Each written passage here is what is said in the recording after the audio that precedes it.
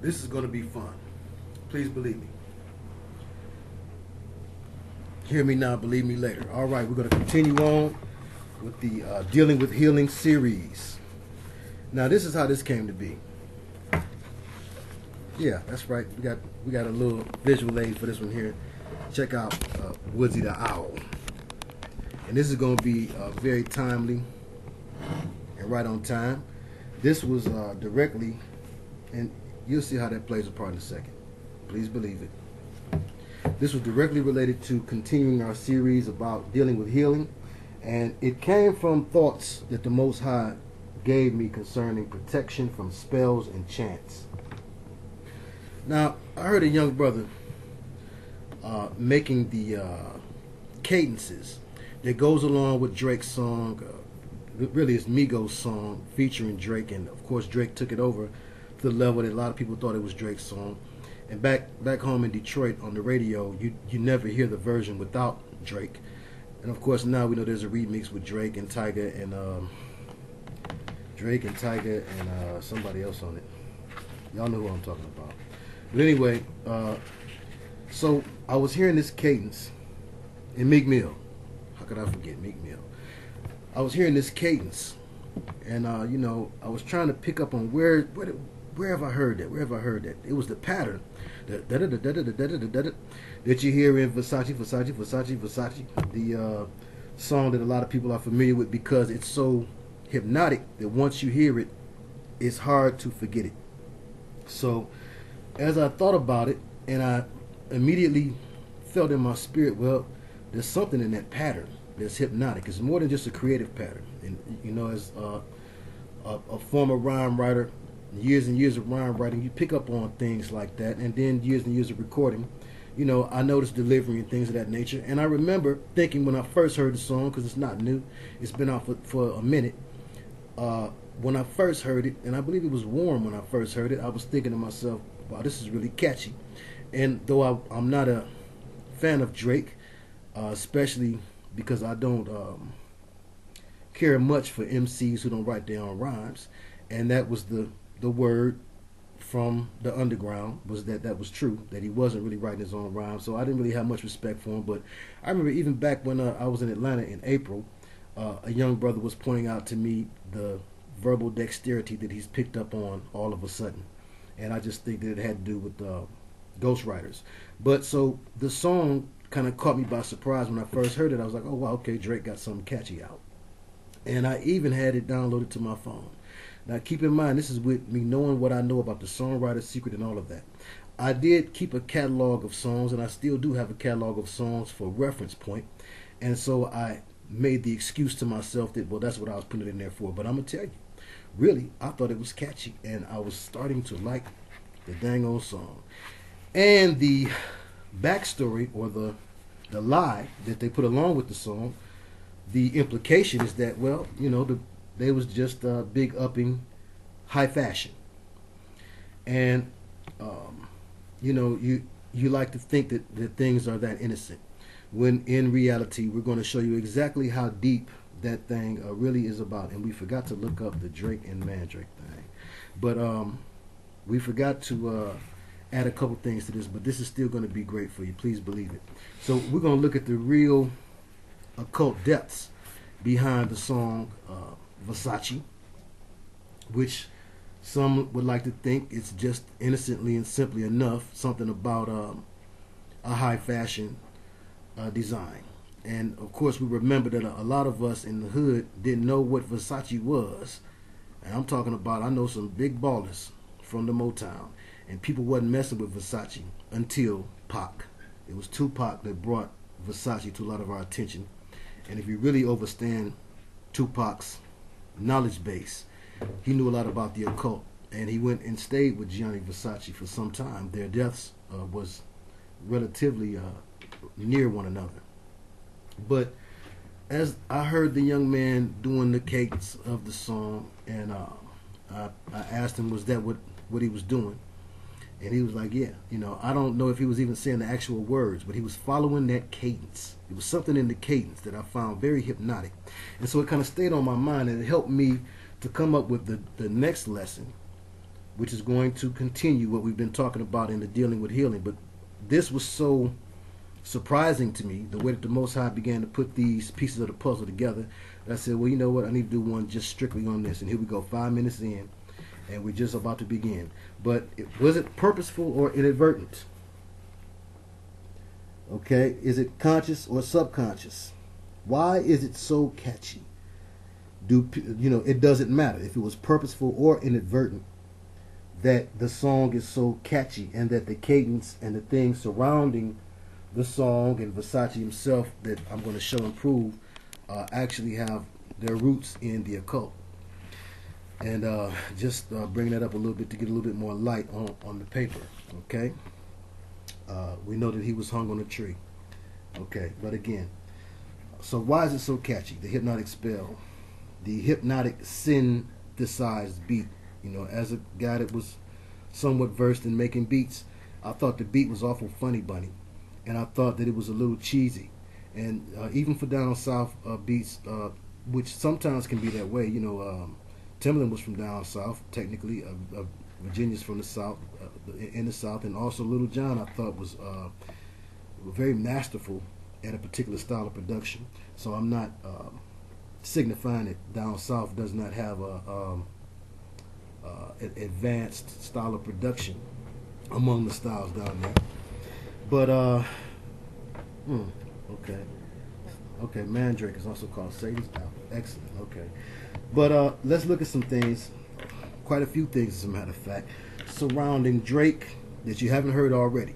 There's a lot of things already up about Drake. I'm not going to go back down memory lane. There's lots of great researchers and truthers who have broken it down to the very last compound. But what we will look into a little bit had to do with my man Woodsy Owl. Who? Not you, buddy. And we're going to look at Migos. That's what really got me. I said, now what does that mean? Strap in. Okay. How do I even begin? Well, we know Drake, which made me think about a character from the comics too, named Mandrake, who was named after a particular root, a root which is called, or a herb, excuse me, which is called also Satan's apple. Okay, I thought about why his father would give him the middle name, assuming it was his father, Drake. That's his middle name. His name is Aubrey Graham, and his middle name is Drake. His father was a drummer in the music business. Might tell you how he ended up at Disney. Remember in the other videos when we talk about the sacrifice of celebrity children, he was a celebrity child, and I doubt if he spent time writing rhymes and doing the things that we do that make us great lyricists, studying to that degree and battling with people and those things that really sharpen your liquid swords. But his father was the drummer for Jerry Lee Lewis, whose big song was "Goodness Gracious, Great Balls of Fire." So we're going back to the songwriter's secret, just a little taste. That's not enough for you. Well, his dad was from Memphis, which we know is named after a city in Egypt, the land of witchcraft, and especially of African-based witchcraft, and the Egyptian mind control, and a center for mind control in Tennessee, they say, right there by Nashville. And Nash has to do with another name of Satan. And Nashville and Memphis are both directly connected to the mind control programs that Kathy O'Brien spoke of in her book, Transformation of America. And also one reason why the country music genre is so popular and powerful. They say that Project Umbrella took special care with two forms of music, both aimed at the huddled masses and the poor. One was country, aimed at quote-unquote po white, and one was hip-hop, aimed at quote-unquote po black. So we have also in Drake, we have a mixture of the two cultures brought together in one, and that of course has to do with the New World Order and the New World Order's declassification of nationality. Okay, Drake and Mandrake. Now, he claims to hail from Toronto, which we know is a big Illuminati city in Canada. What up, though, Benny Blanco? And my other viewers in Canada, right across the river there. Well, I thought about the basketball team. The Canadian basketball team called the Toronto team, in fact, is called the Raptors.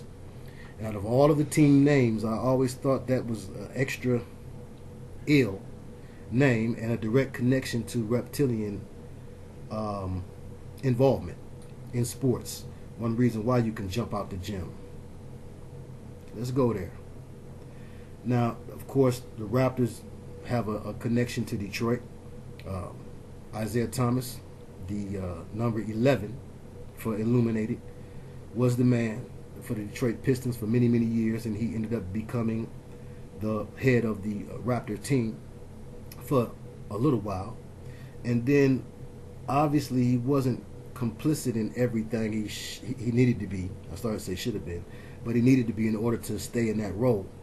And he was removed with some controversy behind it at that. You guys know the story of that. Well, Drake has come from the Disney realm. Parents usually give their children as a living sacrifice to Disney. That's how they end up there. Billy Ray Cyrus gave his daughter up to the Disney mind control leg of the program. Miley Cyrus, who we know played Hannah Montana, and Hannah is one of those forward, backward, Project Janus duality words, names, if you will. Also a Hebrew name on top of that. Okay, his mom, Drake's mom, was Sandy Graham. She was an educator, is what they say. Okay, you want to be careful. The Board of Education produces a lot of individuals who, by and large, would be sorors or brothers that belong to fraternities, Masons or Eastern Stars, because in order to be an educator, 9 times out of 10, you come from some university or collegiate background. You come from academia, and within the annals of academia, we know there is the prerequisite, although it's not expressly stated to be so, that you belong, and that you belong to one of these entities, most commonly the Eastern Star for women and the Masons for men. And so we find that connection. So we find in his parents 2 definite Illuminati connections. Look at the symbol for the Board of Education. We're talking about the tree of knowledge of good and evil, the very tree that people assume an apple was taken from, but the very tree that's described in the book of Genesis when the serpent or the whisperer makes the great lie before Eve, and of course causes the fall of man because of it. So the fall of man and his knowledge is intimately connected. So let's move on again. So we also have brothers and sisters who have made great documentaries about Drake and Jay-Z and the rest of them, and they have connected Drake to a Zionist bloodline. Well, let's deal more with the owl medallion. Let's add on to what's already been said. The owl medallion, and that's one of the reasons why I got my man Woodsy Wood here, it's your owl, which we threw with. Okay, we threw with it. That's all I had to do with it. Just a little visual. The owl medallion. Very interesting, relating to Kanye's Hawk medallion. Both of these marquee top-level MCs wear medallions that are directly related to pagan entities. Kanye's, of course, is Heru. And let's talk a little bit about Drake's. This is going to be fun. Drake's, his parents, they just wanted to be successful.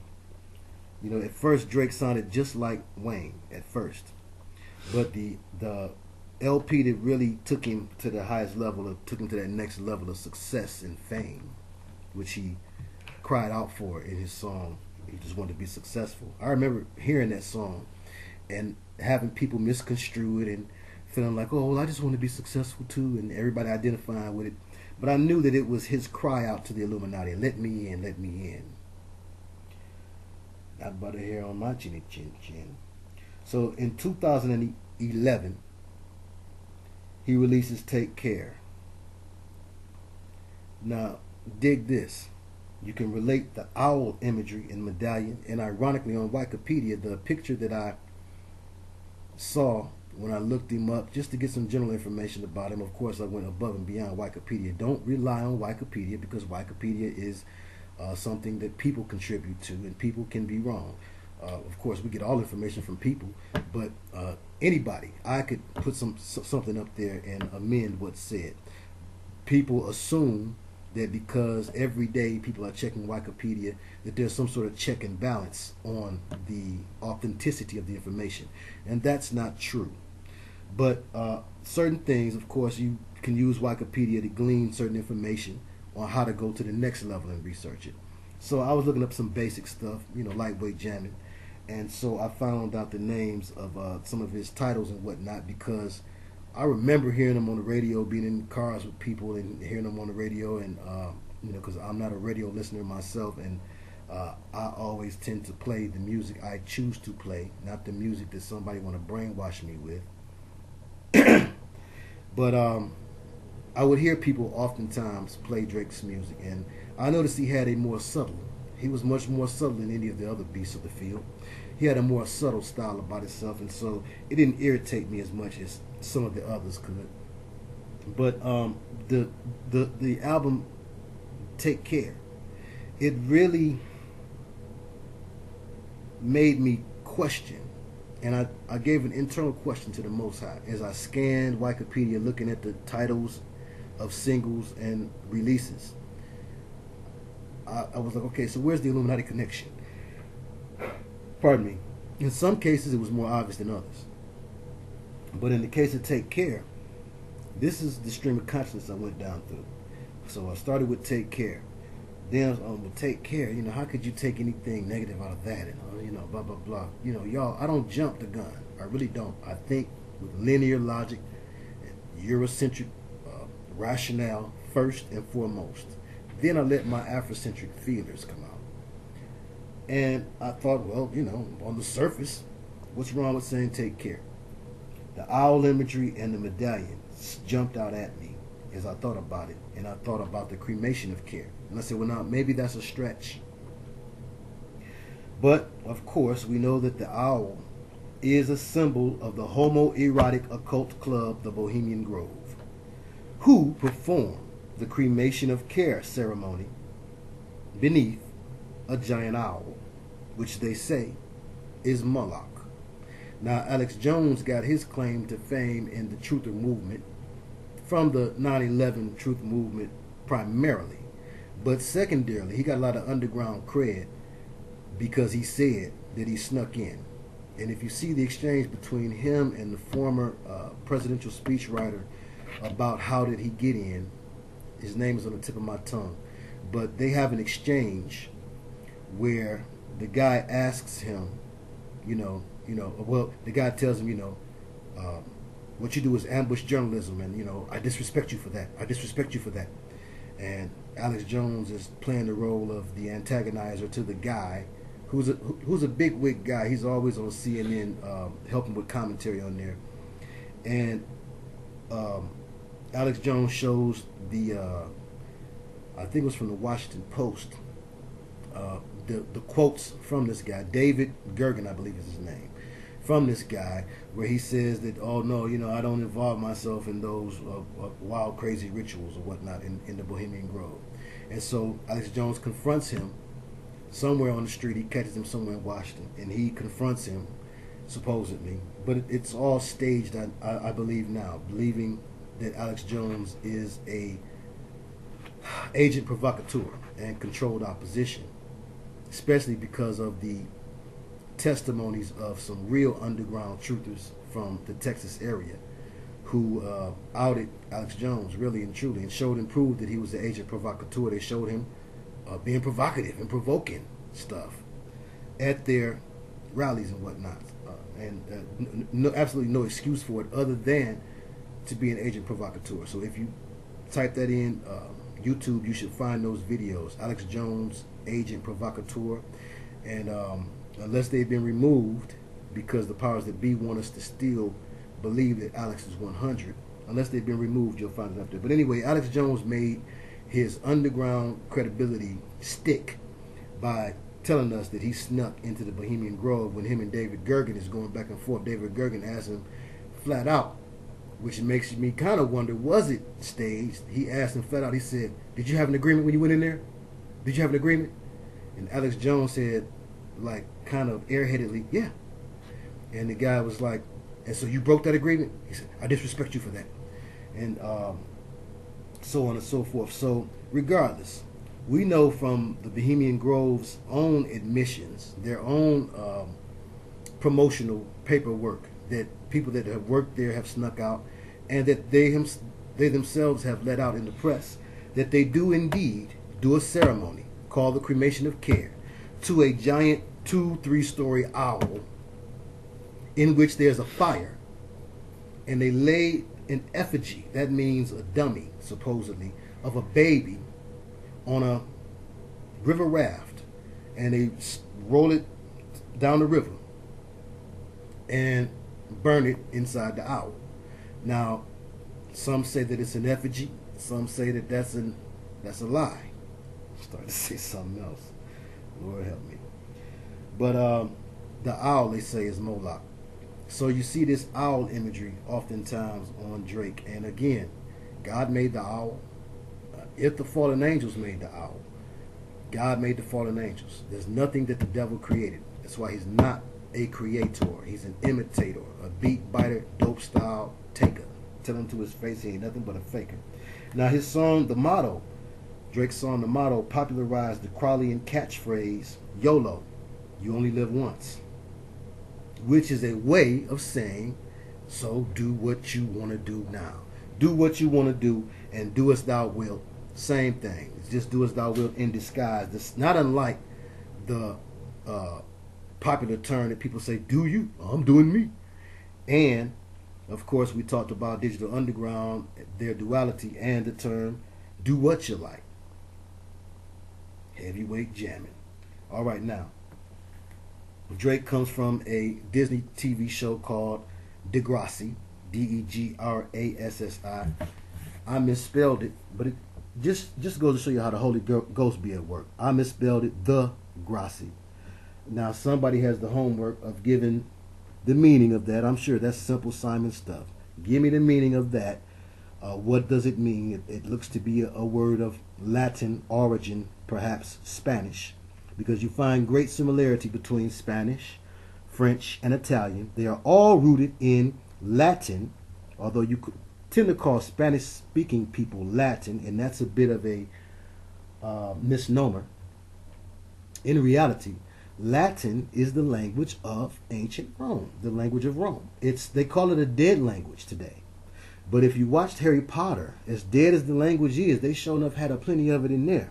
All throughout Harry Potter, you hear spells and incantations done in Latin that's supposed to be a dead language. So who resurrected it for the movie? Was it that witch? What's her name? J.R. Crowley? She is a witch. Please believe it. Hear me now, believe me later. Okay. So Aubrey, he's an actor, not a rapper. He can act like a rapper.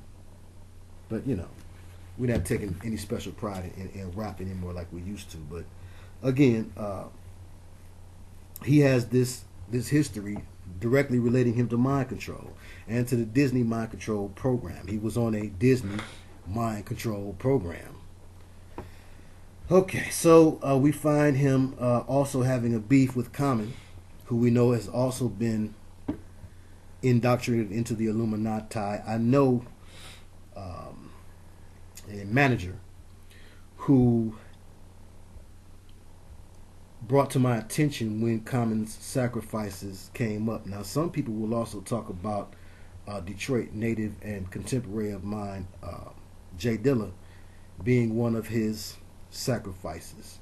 And we heard a lot of inside stories about interactions between Dilla and Common in the last days of Dilla's life. And indeed, Common was taking care of Jay Dilla right up until the time that he was hospitalized to his deathbed. And Common got the, with the Jay-Z situation and Beyonce. And again, some things you'll never read. You can hear me now, believe me later. Hopefully the spirit in you can tell you the same thing that the spirit in me tell me. And that's how we know we're one with the spirit. It says, test the spirit by the spirit. What spirit? The Holy Spirit. Jeremiah 33:3. So I always felt like Jigga, looking like a Camel cigarette camel, getting with Beyonce, who was fine, was one of his Masonic requests. When you reach that level in the Illuminati, you can make those types of requests. Some guys have fantasies like that. And you got to think now. You may think, oh, that's awful shallow. That's how you get in. That's how you're picked or tapped, they say, for the 33rd degree. You have to exhibit a certain willingness to be shallow, to be a tool, and to be able to exchange your, that's what I'm looking for. Some people are willing to give up their integrity for a fine woman or for the hottest cars. It sounds really far-fetched, and that's why it's hard to even bring my mind to bear that. But it is indeed true. And I got that comment, although, I'm sure, I've heard a lot of ladies say that he's a nice-looking guy. But I just believe that because everyone was after Serena the way that they was, that, well, I've heard some people say it, that, he wanted Serena. And maybe she didn't think he was so nice-looking.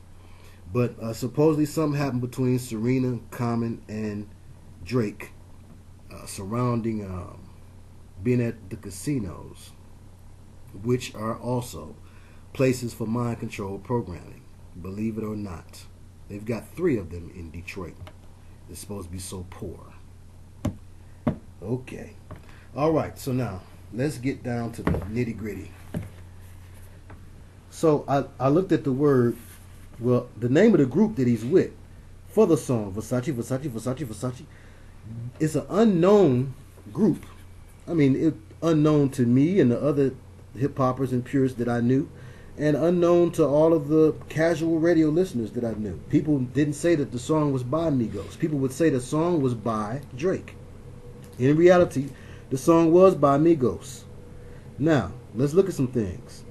When you look at Migos or Migo, the first thing that jumps into your mind should be the Spanish word for friend, amigo, which I immediately related to a friend being someone you're familiar with or your fam. Sometimes we call friends fam. And of course we know that a common name for a demon spirit, an ancestral demon spirit especially, but not always, it's called a familiar. Spirit is just familiar with you. They'll call it familiar as well. But I said, oh wow, there's a relationship there already off rip to something demonic. Now this is how it built its way up for me. So I said, okay, the familiar. Interesting. Or a friend or amigo. Some children are first oppressed by demonic entities and extra-dimensional beings, the unseen, unclean, by having imaginary friends. And I once knew of a sister who was telling me about her experiences with a red, hairy being that she called her friend Harry. And very intelligent sister, as a matter of fact. The very same one I talked about in one of the last videos we went down to the Dr. York land in.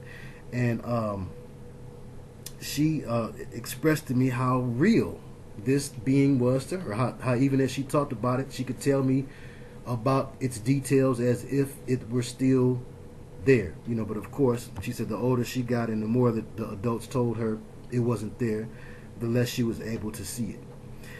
And I've had similar experiences myself, as I believe that many of us have. And, we want to ask the Most High to break every chain, every childhood bond that was made with anything demonic that might have came from things that we played with watching Sesame Street. believe it or not. You see a lot of little funny beings on Sesame Street. Do you know what Jim Henson was into? No, you don't. But you sit your children in front of it. Sesame Street. Sesame Street was all about demonic beings and otherworldly beings, extra-dimensional entities, and how children can see them. And that's one reason why children are so gravitate so and are so geek and happy when you put on Sesame Street. They don't have to teach that.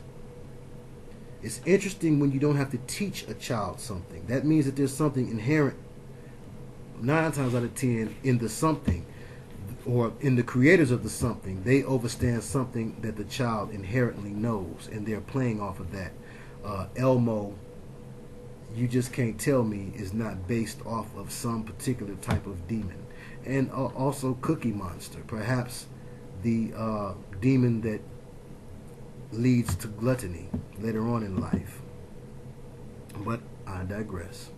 So I said, well, let me see if my knowledge is effective. Who said that? Ice Cube. So I said, Migo.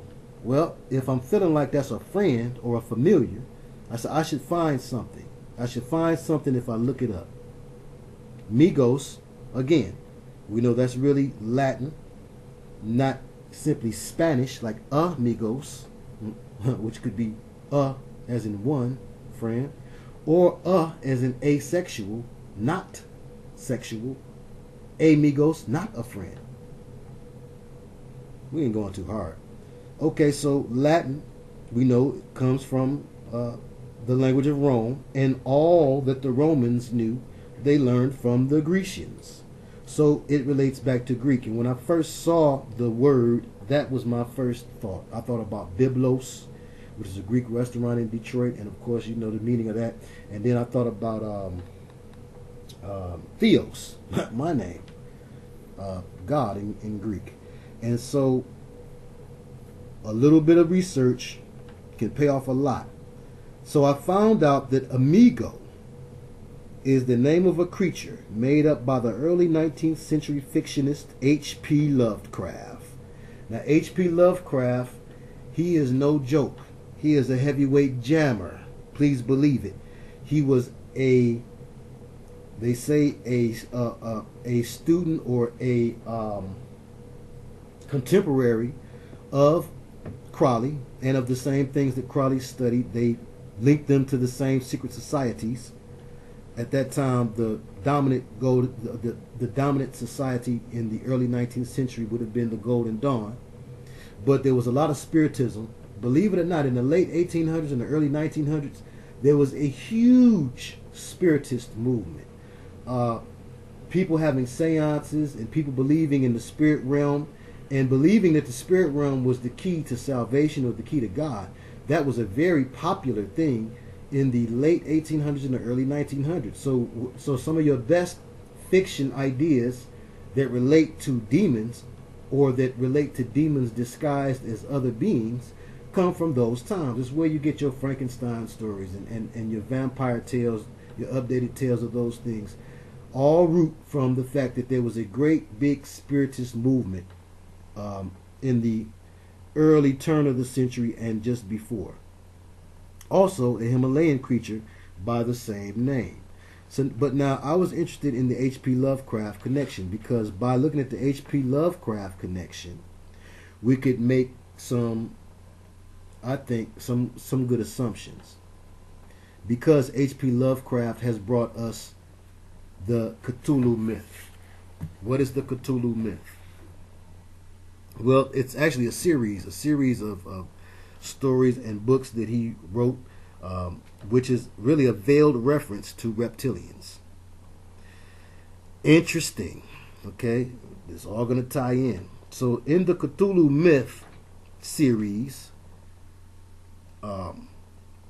which is really all about the reptilian race, the form of demon. Oh yeah, I forgot to let her in. The form of demon that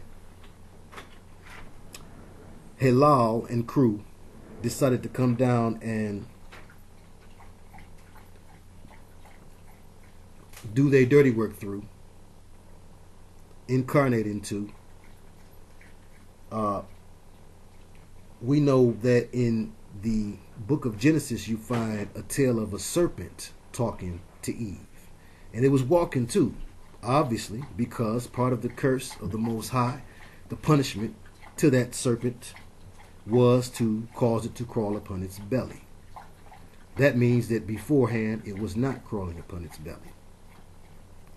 Well, there's a great lie that's told by many painters and Renaissance artists, especially, who were commissioned to help deceive us all.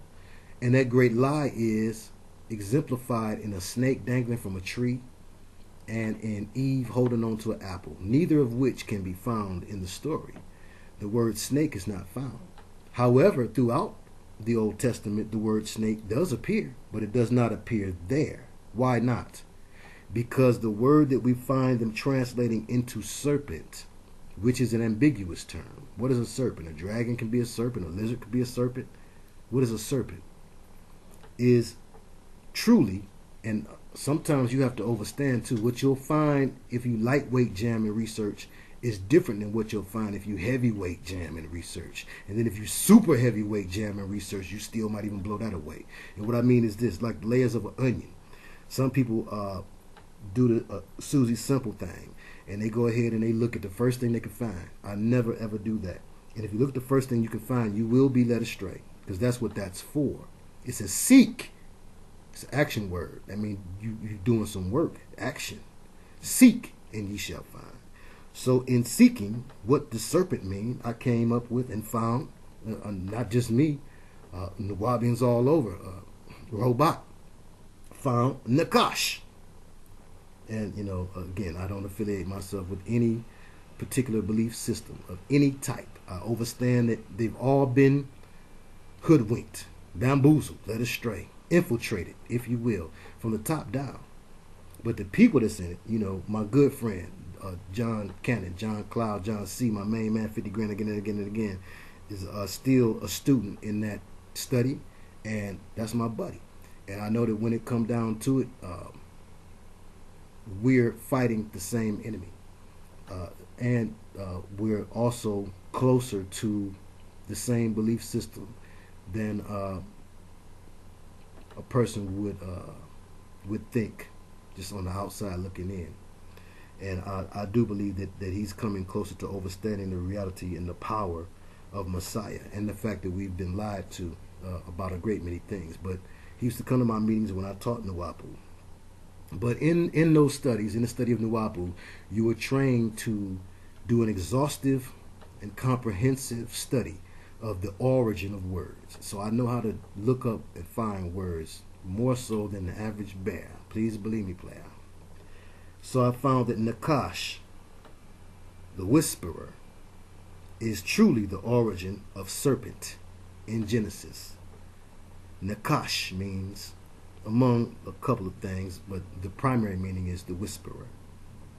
And ironically, the tale that we find the Migos in, the H.P. Lovecraft tale, is called Cthulhu, the whisperer in darkness. You can't make it up. And that shows you too how the Holy Spirit will lead you along a line of reasoning that no man will ever be able to co-sign with. That's where we at right now. That's the time that we're in.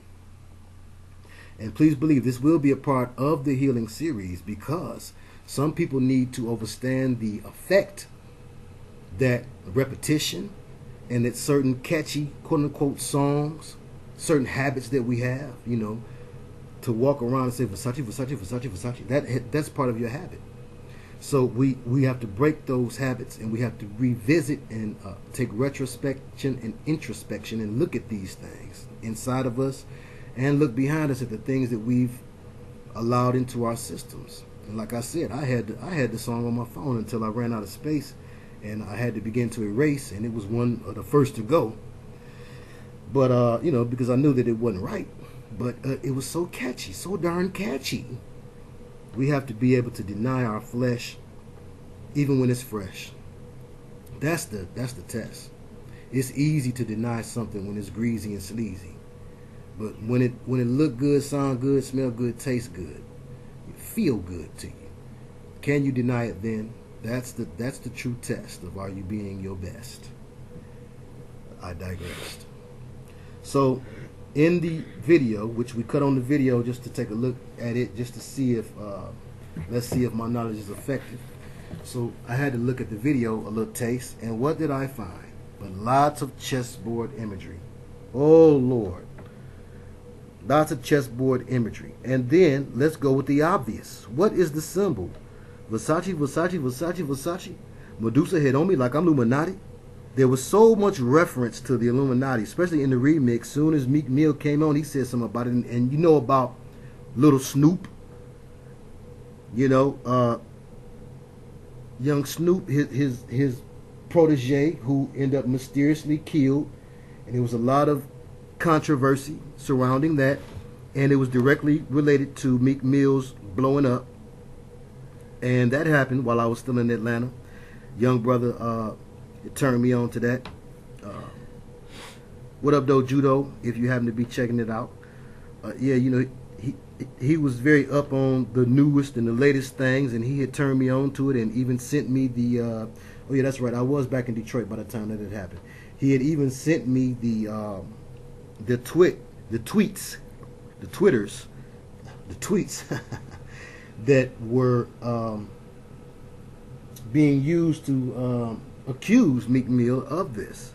And it was things that he said that didn't quite add up, and things that people surrounding him said that pointed the finger toward Meek Mill having something to do with that young rapper being killed. And of course we know that that young rapper had a debut song sitting on deck with him and Meek Mill and Nate Dogg on the hook. The song was sweet, but it was eerie to hear Nate Dogg on the hook of such a young man's song, and Nate Dogg been in the ground.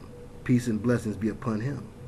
So that, I believe, was a form of necromancy, a form of spirit worship and magic that was preparing that young man's death for Meek Mill's sacrifice. Now, of course, the Medusa symbol that you see on Versace is a very stylized and a modest Medusa. But do a little due diligence and put Medusa in the Google and compare that to the Versace symbol, and that shows you right there that for some reason they're trying to make evil fair seeming. You spend a lot of money on that Versace stuff, you know. Big and Pac helped make Versace popular to a people who can scarcely afford their light and water bill. But Medusa herself, we know from the Greek pagan myth, again, a relationship to the Greek, okay? Medusa herself was a gorgon and a titan like Prometheus. She was half and half, which is another synonym for Nephilim. We know some people like to say Nephilim was simply the fallen, and some people will say that the Nephilim also extend to the fallen's children. Well, you know, Yahshua said, I and my Father are one, and I'm in my Father, and my Father's in me. And he didn't mean it in the Crowleyan sense. So it's not a stretch to call the offspring of the Nephilim as well. Let's move on. So the Versace symbol. Why Medusa? And upon exploring that, we found that really Medusa's story is a tale of vanity and promiscuity. She seduced Poseidon, who was the god of what? Underwater, the aquatic world. Atlantis, reptilians, and snakes in her hair. This is a direct reference to reptilians again. There are many veiled references to the Serpentine race. Earth, Wind, and Fire, Serpentine Fire. Now, let's get this out there too. When you see the snakes in the hair, some people have this twisted. Let's get this out. It is not the origin of locks. Why not? Well, first of all, you say dreadlocks, and that's not correct. And the wise and civilized conscious brothers and sisters don't appreciate them being called dreads or dreadlocks. So if you call yours dreads, you're probably a little shallow, and you might have them just for the style. And like I was told before I had mine many, many moons ago, it's not about a style, and it's a commitment, a spiritual commitment that you make to return to your original state. Because if you are a person of color with tight curls in your hair, and you do not chemically alter your hair, and you do not take a tool such as a pick, like an ice pick, or a comb, and you don't separate your locks, you don't rip them apart, they will do what they're supposed to do. Where there are a lot of homeless people, some of you may already know that. You know that the homeless man did not go to the beauty salon and get his hair locked like some of you do. His locks come from, you say, well, it comes from dirtiness and unkemptness. No, no, no, no, no. I know from practical application of the theory. The way I grew mine, I didn't go to no beauty salon neither. But I washed them every day. And I was told by some rastas, what you do is you don't separate it. You don't take a comb and separate it. You don't take a towel and separate it. You let the sun dry it. You let it air dry. And then, yeah, I put oil on it. Olive oil was my oil of choice at the time. And that kept them soft. But they lock because that's what they're designed to do. Consider the little curls. Little curls cleave together. And enough little curls cleave together and it makes a bigger curl. It's nothing but a big long curl. The same thing that you see people, women, when they get the Shirley Temple curl, it's just not tight enough. It's loose because you want to be able to change it and do something different next week. But you consider a culture like in ancient Egypt and ancient Africa. You consider even in the Middle Eastern, because they consider Egypt to be the Middle East, and it's right there in Africa, showing you that there was once upon a time no separation between the Middle East and Africa. Let's go there just for a second. The Suez Canal was the canal that was dug in order to separate, to purposely put a separation between Africa and the Middle East. And I know I've gone over time, but that's all right, because my viewers have told me that it's all good. Keep on going. So I'm going to keep on keeping on. But, and you know, tell me otherwise. Somebody, ain't nobody said nothing otherwise, but other people who shall remain nameless. But the natural state of our hair, when you want to return to your natural state and you make that commitment, that's a spiritual commitment. You know, a lot of people choose to go the lock route, and again, it's a more of a cultural thing than anything else. It's not a demonic thing. It can be a demonic thing, just like you can have a bald head. I know a lot of bald head demonic brothers. I know a lot of bald head sisters with unbelievable hair. That's awful demonic too. And you know, they gel it up and they get it styled up, and you know, if the style of your hair makes you demonic, I don't know what to say for you. Because the style of your hair, sure enough, don't make you holy. If it go one way, it's got to go the other. It says that Samson had locks. So let's deal a little bit with Afrocentricity and the original man and the connection to the Middle East, shall we? Because I think we put Drake and Migos and them to bed a little taste. Just for this aside, and I promise you, we're gonna shut this out before we get to an hour.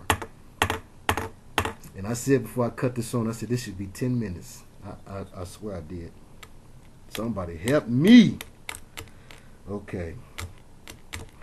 Something wrong with me this evening. Johnny Guitar Watson. Okay. So, and this just off the top of my head. Nothing written down on this. But this is just to help somebody. Somebody needs this help. So, we have to go as the Holy Spirit lead. Right? Everything ain't, I'm not the time Nazi. Everything is not the vote. You know, stop here. Go there. You got to go with the flow. It's the Afrocentricity, you know. And that's all right, because we all got it. We all come from there. Sometimes we have a hard time going back. So let me take you back a little taste. So, Egypt, and this is for somebody. Egypt is in Africa, is it not? there is a canal that connected Africa, the continent, to what they call the Middle East today. Excuse me. They dug a canal to disconnect Africa from what they call the Middle East today. And the name of that canal is the Suez Canal. These are some words that every black person, or a person who's not black and who wants to really know the truth. And I know a lot of people who are not black, but they are man enough and woman enough to accept the truth, whether or not it favors them. And I know a lot of strong brothers and sisters who are able to accept the truth and not be prideful and vain when it does. I do not ascribe to X-Clan's vainglories. Don't be vain because you're not glorious. Egypt fell, and it fell hard. It went out like a bad knee. Please believe me. Okay? And it was the land of witchcraft. And if Psalms 2:2 tells us that the kings of the earth plotted together against the Lord and against his anointed, then we know the kings of the earth in those days and times was black kings. When you see the pharaonic headdress with the Lord, every time I try to think of the name of that thing, I can't never think of it. It's not the Uchat. The Uchat is the eye paint, which oh Lord have mercy, which I was asked about today. But the Uraeus, that's what it's called. The snake at the top of the pharaonic headdress, of the pharaoh's headdress, directly over his third eye. That snake is to represent that over his third eye was a reptilian force. And the reptilians came down through the kings of Africa, the kings of Egypt. And they first set up the Brotherhood of the Snake and the Illuminati. The original Illuminati was black. And that's one reason why they're going back. And they got a so-called black man in office. He's not even a black man. They got a black man in office. But it ain't the one you think it is. I'm going too far. Okay. But let's look at the connection of Egypt and Moshe, or Moses. People want to think they know so much. Let me show you something you don't know about. Moses, they say, was raised and reared in Egypt. Correct? Now, pre-Suez Canal, Egypt was connected to the Middle East. Israel, Jerusalem, Nazaret, those places, those spaces. Okay, so when the Pharaoh, who is the king of Egypt, is brought this baby by his daughter, or the daughter's handmaid, and the daughter tells the Pharaoh, who is the king of Egypt, which is in Africa, this is my baby. And the Pharaoh, who is the king of Egypt, which is in Africa, looks at the baby and says, oh, okay. He believed it. He didn't even have to please believe it. This means that that baby that he was looking at looked enough like him for him to believe it could have been his grandson. So ain't no way the baby was one shade and he was another. Let's just deal with it. So when you talk about who is the chosen people and who is the Israelites, if that's going to be an issue, I don't think it should be an issue, personally. But there are people who want to continue to make this an issue. Oh, well, let's give special props to a particular people because of their bloodline. That's Illuminati as hell. I don't care what the bloodline is. So long as we don't say it's black, we can go ahead and say, oh, well, let's big up a particular people from a particular land and blah, blah, blah. The people that live in that land today are people that migrated from the Khazars, the Ashkenazi, where you get the term Nazi from, the Ashkenazi. We're talking about Slavic people who were Judaism converts. They were converted by the original Israelites into knowing the Judaic way. So they're Jews by conversion, but they're not the Jews of the Bible that are spoken of all throughout the Old Testament. Bust that up or shut up. stop me when I'm wrong. You know yourself that when you look at the people that they call Jews today, they look the same as white people. No disrespect, but this is absolutely necessary to the lesson. This is part of healing. Okay? You know that. You know that the ethnic differences are few, far as your view. So who is the Jew? When it said, the chosen people, but okay, Yeshua came and he straightened all of that out. What color was he? Wait a minute. It says, in every tongue that shall confess that Jesus comes in the flesh is of God. So he came in the flesh. Can you confess that? Are you of God? Then you must confess that. So he came in the flesh. What flesh? What color was the flesh? Don't flesh have a color? These things must be said if they're true, because the truth shall set you free. Now I have a great deal of beloved viewers who are not of the so-called African American Moorish ethnicity, and who cares? But it's people that need this still. I'm sorry, we have to go back down through the truth. If it make you grin, or if it make you frown, if it make you feel good, or if it make you down, we need to deal with the truth. And at some point, if the only truth you want to deal with is truth that favors you, then you have some introspection to do. That is the root of racism and prejudging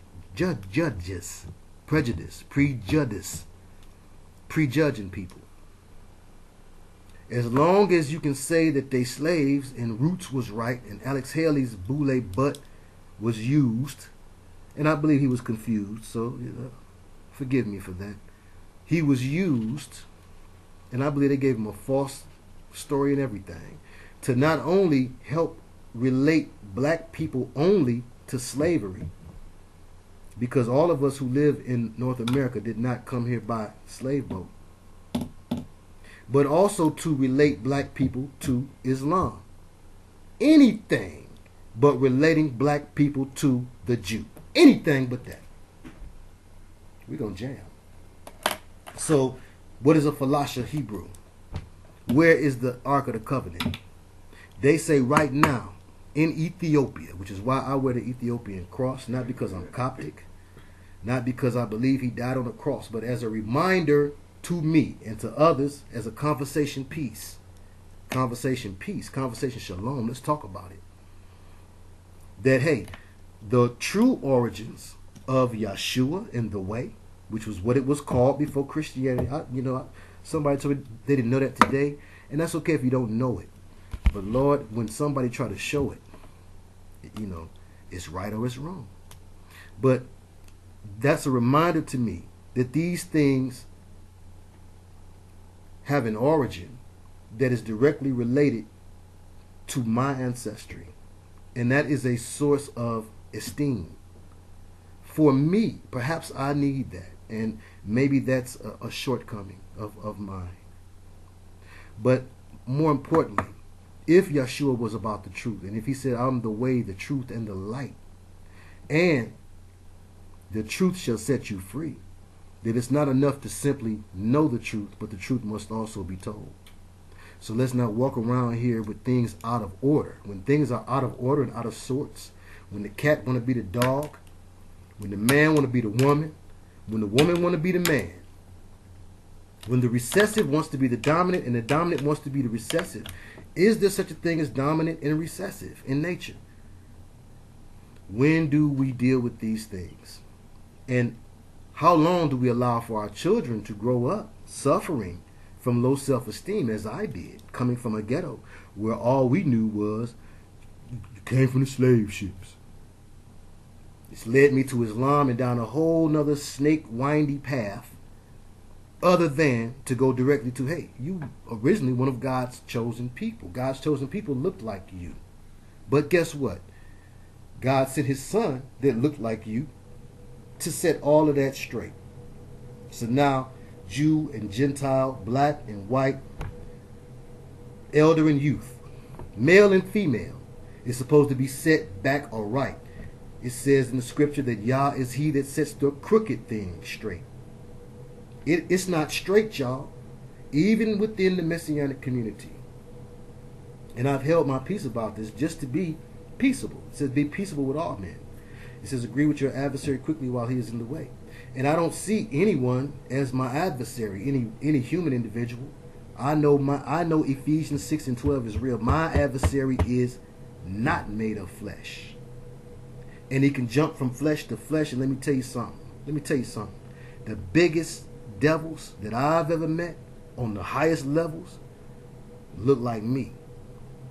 I've had very few threats in my life where someone who didn't look like me was the one causing the threat.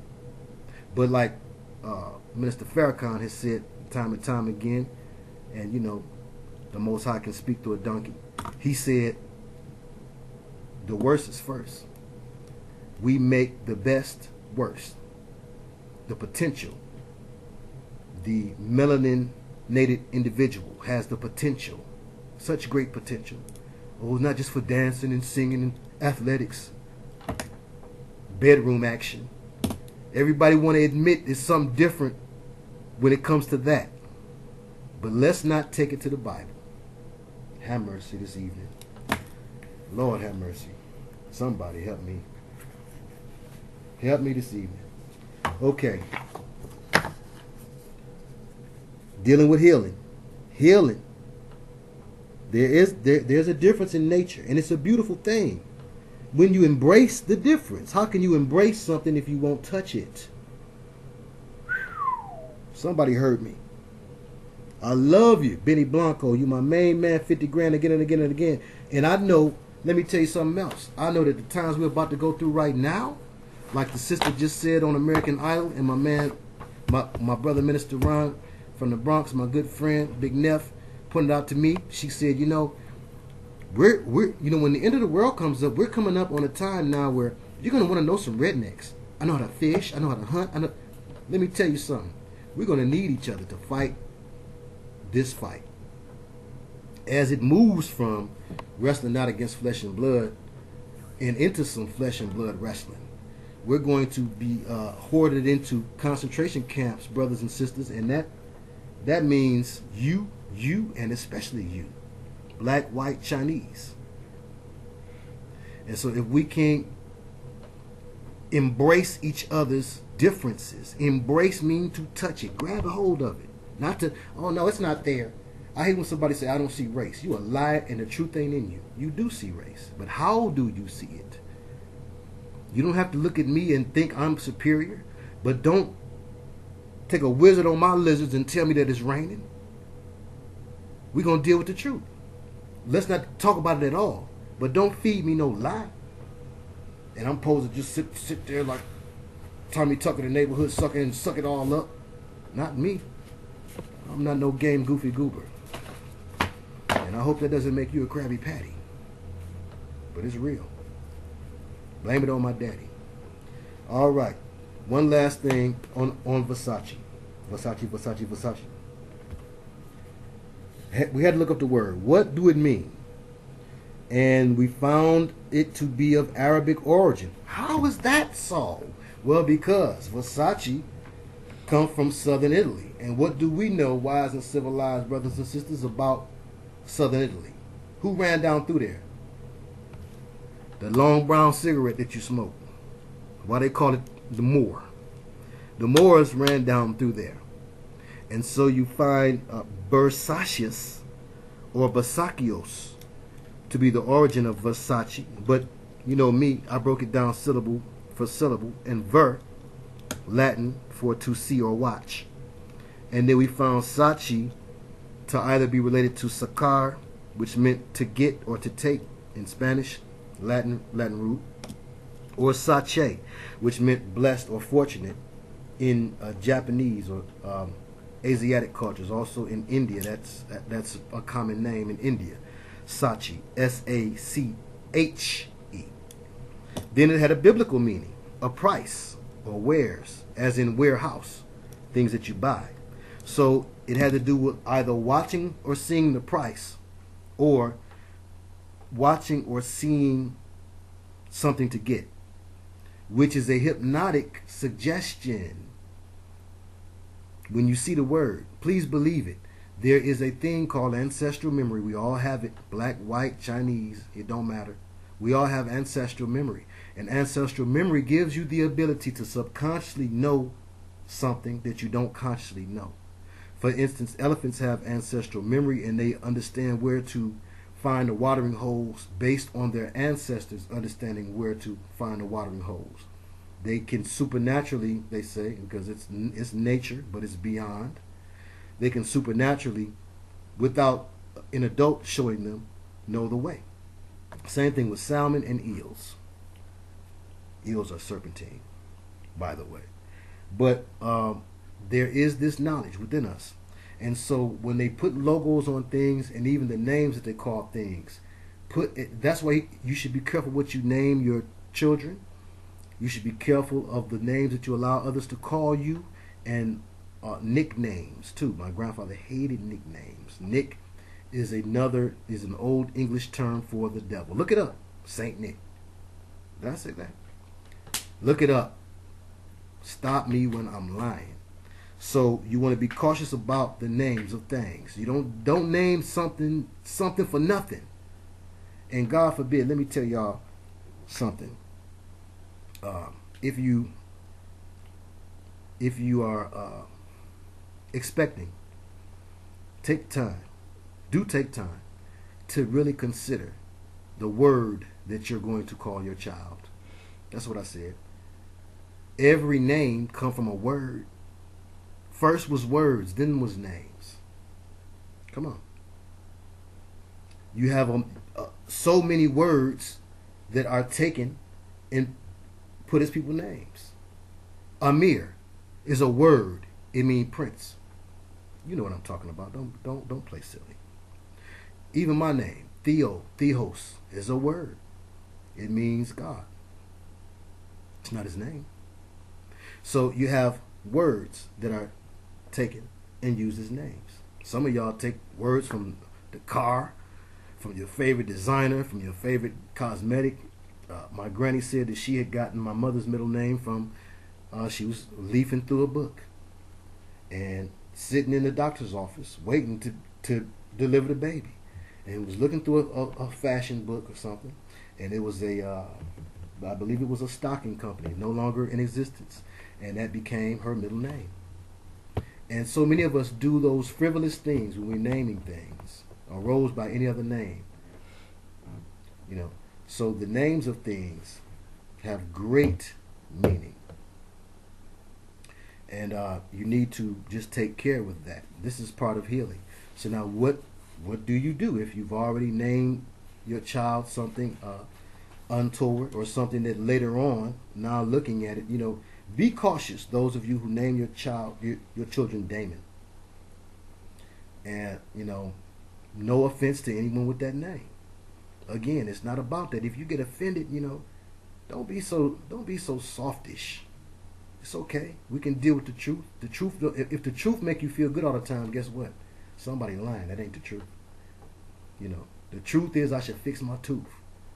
Be able to do that for yourself. Be able to do that. Be able to take the truth when it's in correction to you, as well as you can for somebody else. People can always tell somebody else about themselves. Look in the mirror. Michael, start with the man in the mirror. Okay, I believe we went down through this, and it's about that time. Again, another 110. That's all right. I'm putting up big numbers on the board. I ain't mad about it. That's okay. We're going to keep putting up numbers too. As long as there's more stuff to do and more stuff to say. You know, you don't know what tomorrow may bring. Now, I do have a lesson ready for you tomorrow that is directly in line with what we have already been establishing. Another dose 3, I like to call it. But we're still dealing with healing. So this won't be dose 3. But this is going to be dealing with healing. This is about healing. All truth will heal you. Please believe it. It's about a word in due season too. It's a right time to say something. Do you just walk up in your friend's face and tell them, hey man, you need to lose some weight. Or, hey, mind your breath stink. Truth in due season. I've heard it said you can say anything to a person. It's not what you say, it's how you say it. Delivery. MCs is everything, not the words you say. Pac's words wasn't messing with Biggie's words. Uh-oh, somebody's mad. Write them on paper. Biggie words was way more complex. His cadences, matching the words that rhyme and look like other words. He was way more into that science, but he couldn't say his words like Pac could say his. He just couldn't. Pac delivery was way more monster and more effective. It touched you more. And so it's about how you say a thing and when you say a thing, more so even than what you say.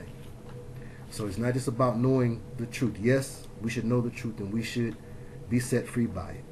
But more than anything, we should know when and how to say a thing, and then to say it in love and not totally in criticism. And I'm guilty of that. You know, my grandma who raised me showed me love in that manner. And anybody would tell you, you know, it was two of us, me and my cousin. And she came from down south where people have been somewhat color struck for some time, and he was lighter. And so she would kiss him. She would never kiss me. And it would have made me feel some type of way. But, and you know, I knew why. She had a thing about darkness. I remember her capping on my father and calling him, you black, ugly son. And she wasn't that much lighter. But I say all that to say, everybody who knew us knew that me and my grandma was closer than me and my cousin. Than my cousin and her was, though she would kiss him. Everybody knew that we'll fight about each other. You don't mess with my grandma, and my grandma wouldn't let you mess with me. And we was way closer. And that's the type of love that I got. So, you know, I say all that to say, you know, to y'all all, I love y'all. You know, y'all all mean a lot to me. To my main man, Shotty Piper. To Detroit's finest, True Brown. To Tony. To Brother Mike. To Brother Minister Mike in Saginaw. Turn off the TV. My main man, Crossman. Jungle Surfer. And all of the rest. My man TK in St. Louis and all of the rest. May y'all be blessed, and thank you again for putting up with your friend, because I do consider you as friends. Precious Say. Lele, you dropped some stuff on me from Compton. Boy, you dropped some stuff on me. I'm still trying to digest all of that. From Compton and Long Beach area. M. King. Excellent stuff that you gave me on Prince. And I look at this as my congregation. More than that, I see y'all as my fam. This is my fam, my YouTube family. And, you know, I'll go to bat for you like my grandma would for me. And I'll cut somebody out and I'll talk down about them until they don't know what to do. I will signify for you and I will defend you. And it's all true and it's all of the Most High. And, you know, so just forgive me for my shortcomings, still being in this flesh. So, again, in the name of Yahshua HaMashiach, Jesus the Messiah, Jesus the Nazarene, Jesus the King, I come to you representing